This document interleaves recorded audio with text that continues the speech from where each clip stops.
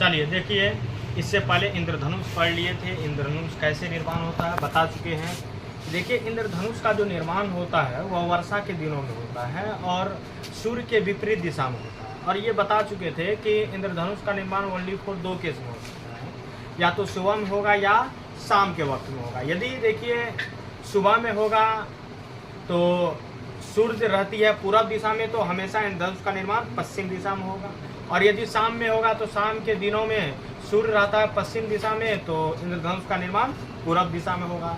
लेकिन देखिए, दोपहर में कभी भी इंद्रधनुष का निर्माण नहीं होता है। काहे कि ये जो सूर्य होता है तो सूर्य हमेशा धरती के लंबवत होता है, और लंबवत होने की वजह से क्या होती है कि यहाँ पे इंद्रधनुष का निर्माण नहीं होता। इससे पहले बता चुके थे कि देखिए कि इंद्रधनुष में होता क्या है कि वर्षा के दिनों यदि होगा तो ये जो वर्षा की बूंदें होती है यह गोलाकार होता है, और वर्षा की बूंद प्रिज्म जैसा व्यवहार करती है। प्रिज्म जैसा व्यवहार करती है, ये मान के चलिए कौन चीज है, वर्षा की बूंदें। अब देखिए, ये यदि वर्षा की बूंदें हैं तो सबसे पहले श्वेत प्रकाश यानी कि व्हाइट लाइट वर्षा के बूंद पे यदि पड़ती है, यानी कि श्वेत प्रकाश व्हाइट लाइट वर्षा के बूंद पे क्या होती है, पड़ती है, तो यहाँ पे पड़ने के बाद ये जो तुमको बताए कि बूंद है यानी कि वर्षा की बूंद है या प्रिज्म जैसा व्यवहार करती है, तो श्वेत प्रकाश जैसे ही प्रिज्म पे पड़ता है तो 7 अलग अलग रंग में क्या हो जाता है, विभक्त हो जाता है। तो यहाँ पे क्या होगा, 7 अलग अलग रंग में ये प्रकाश क्या हो जाएगी, विभक्त हो जाएगी। और यहाँ पे 7 अलग रंग में विभक्त हो जाएगा और दिखाना संभव नहीं है। इसीलिए बता देते हैं कि सबसे तुम लोग पढ़ा होगा कि वर्ण विक्षेपण में सबसे ऊपर जो होता है वह लाल रंग होता है और सबसे नीचे में क्या होता है, बैगनी। इसीलिए सबसे ऊपर में क्या है, रेड, और सबसे नीचे में क्या है, बैगनी। अब देखिए, यहाँ पे यानी कि वर्षा की बूंद में पहला जो कोर है यानी कि सतह है, यहाँ पे प्रकाश का वर्ण विक्षेपण की घटना होती है, प्रकाश का वर्ण विक्षेपण। अब देखिए, जैसे ही यहाँ पे यानी कि वर्षा की दूसरी बूंद जो होती है, यहाँ से जितने भी प्रकाश आती है सब क्या हो जाती है, रिटर्न हो जाती है। यानी कि रिटर्न होती है तो वर्षा की बूंद पे दूसरी छोर पर प्रकाश का पूर्ण आंतरिक परावर्तन की घटना होती है, प्रकाश का पूर्ण आंतरिक परावर्तन, प्रकाश का पूर्ण आंतरिक परावर्तन। और देखिए, यहाँ पे तीसरी सतह जो होती है, तीसरी सतह पे प्रकाश का अपवर्तन की घटना होती है, प्रकाश का अपवर्तन। और ये तीनों घटना के बाद आसमान में एक अर्धवृत्ताकार प्राकृतिक स्पेक्ट्रम दिखाई देता है, जिसे इंद्रधनुष कहते हैं। जिसे क्या कहेंगे, इंद्रधनुष, यानी कि इसी को इंग्लिश में रेनबो कहते हैं। इसी को इंग्लिश में क्या बोलेंगे, रेनबो। अब देखिए, यानी कि इंद्रधनुष का निर्माण जो होता है, सबसे पहले ये देख लीजिए कि वर्षा होने के बाद होगा, और वर्षा होने के बाद जब होती है तो वायुमंडल में छोटे छोटे, यानी कि अब देखिए हर एक जगह पे क्या होता है, वर्षा की बूंद होती है। वर्षा की बूंद लगभग गोलाकार होता है और वर्षा की बूंद प्रिज्म जैसा व्यवहार करती है। इसीलिए जब सूर्य से चलने वाली प्रकाश की किरण वर्षा की बूंद में पड़ता है तो पहला सतह पर प्रकाश का वर्ण विक्षेपण की घटना घटित होती है, दूसरा छोर पर प्रकाश का पूर्ण आंतरिक परावर्तन की घटना घटित होती है, और तीसरा छोर पर प्रकाश का अपवर्तन की घटना घटित होती है। और यही तीनों घटना घटित होने के बाद इंद्रधनुष का निर्माण होता है। अब देखते हैं, देखिए कि इंद्रधनुष तो हो गया। अब एक बात देखिए कि इंद्रधनुष जो होता है यह 2 प्रकार के होते हैं। इंद्रधनुष जो होगा यह 2 प्रकार के।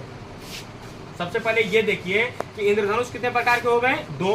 पहला इंद्रधनुष जो होता है उसको बोलते हैं प्राथमिक इंद्रधनुष, प्राथमिक इंद्रधनुष, जिसको इंग्लिश में बोलेंगे प्राइमरी रेनबो। और दूसरा जो इंद्रधनुष होता है उसको बोलते हैं द्वितीयक इंद्रधनुष, द्वितीयक इंद्रधनुष, जिसको इंग्लिश में सेकेंडरी रेनबो कहा जाता है। अब देखिए, प्राथमिक इंद्रधनुष अब किसको कहेंगे, इंद्रधनुष। ये बात पता चल गया कि इंद्रधनुष 2 प्रकार के होते हैं, एक होता है प्राथमिक इंद्रधनुष और दूसरा होता है द्वितीयक इंद्रधनुष। तो प्राथमिक इंद्रधनुष किसको कहेंगे, देखिए प्राथमिक इंद्रधनुष में क्या होता है, इसमें 2 बार अपवर्तन की घटना, 2 बार अपवर्तन की घटना और 1 बार पूर्ण आंतरिक परावर्तन की घटना यदि घटित होता है, 2 बार अपवर्तन की घटना और 1 बार यदि पूर्ण आंतरिक परावर्तन की घटना घटित होती है, तो वैसा इंद्रधनुष को प्राथमिक इंद्रधनुष कहा जाता है।